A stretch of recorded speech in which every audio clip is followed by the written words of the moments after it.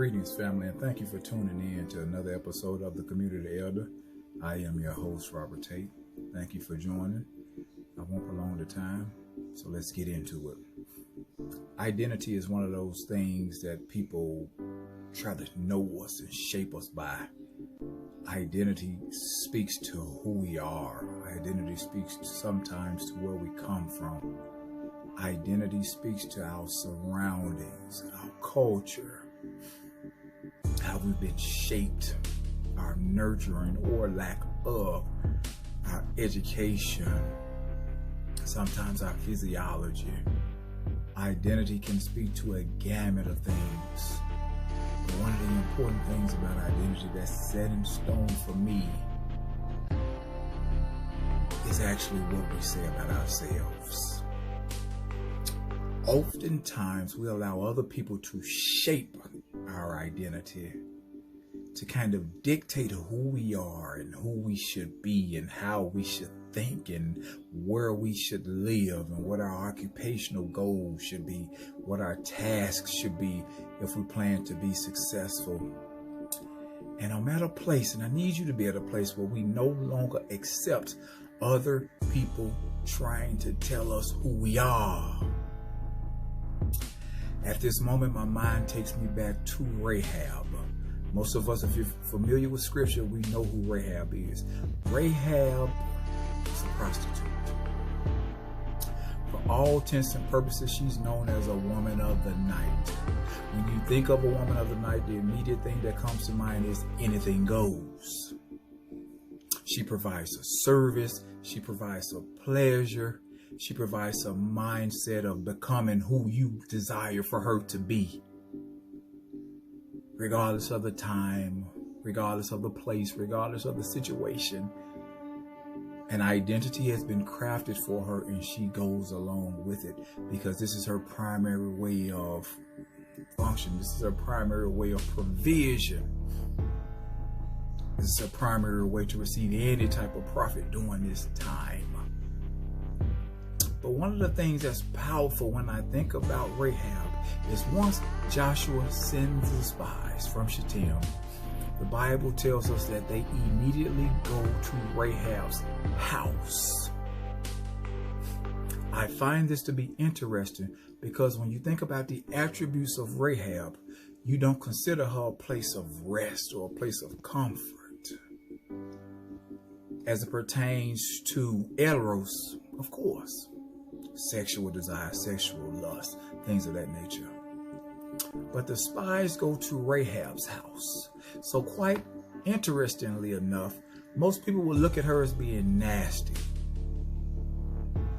Someone you don't want to be in contact with. Someone you don't want to be seen around with because of the perceived identity that she has. But one of the things that these two spies recognize is we don't see her for who she is. We see her for what she can become. So when they see Rahab, they see her as a quasi minister of information, if you will. Because to see a prostitute, she has to know the citizenry. She understands the layout of the land.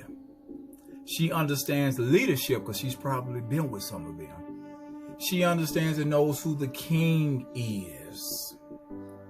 She knows the secret hiding places. She knows the best ways to enter and the best ways to leave. So on one hand, she's being shunned, and on the other hand, she's being celebrated because of the information that she could provide.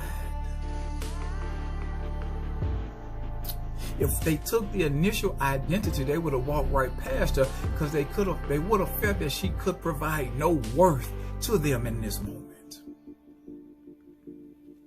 But because they see her differently, they understand that she can be most helpful to them in this moment. This is a powerful thing because Rahab remembers how God delivered the children of Israel from bondage 40 years prior. And she never let that go. In the initial moments, it does not tell us that she was a believer, but she believed enough in what she heard to provide shelter and covering for individuals that she did not know. She believed enough in a God that she heard about that she chose to hide them and get this, lie to her own king on behalf of strangers versus the people that she knew and that she grew up with and that patronized her. If you don't think identity is an important thing and is a pivotal thing, Jesus asked the same question to Peter and the other disciples. Who do men say that I am? I didn't think it to be important, but I had to go back and research it. Who do men say that I am? And only Peter gets it right. The same Peter who denies him gets it right in this moment because it was revealed to him by the Spirit. A supernatural unveiling in his mind of who Jesus was. And as Jesus posed the question to the disciples on that night, I pose the same question to each and every one of you. Who do men say that you are? But more importantly, the relevant question has to become on this evening, who do you say that you are? I believe that you're talented. I believe that you're special. I believe that you're anointed. I believe that you have leadership qualities.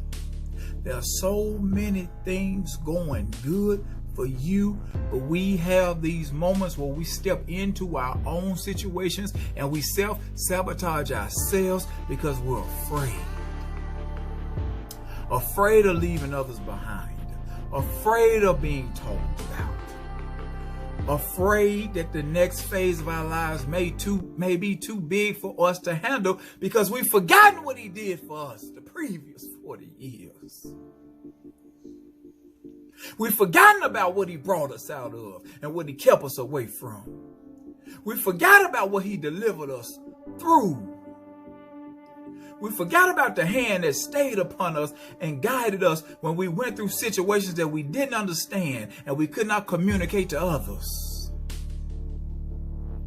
On this day, I need you to remember who you are.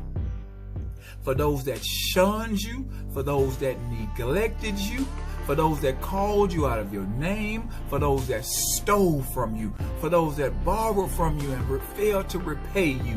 I need you to remember who you are on this day. It's not enough to go along just to get along. It's not enough just to belong to the group. It's not enough to just hold your head down and tuck your tail in between your legs and just walk off and do what others demand of you. It's time for you to step up and be who you were chosen and created to be. On this day, I ask you, who do you say you are? What do you choose to identify with on this day? Because we're no longer going back. This day we're looking forward. In 2021, we're putting things in place to become the version of ourselves we never thought we could be, and we're doing it now. No longer looking back. No longer giving up. No longer walking away from situations just because they get difficult. It's time to be who we're supposed to be. So who do you say that you are? Let that be what matters to you in 2021.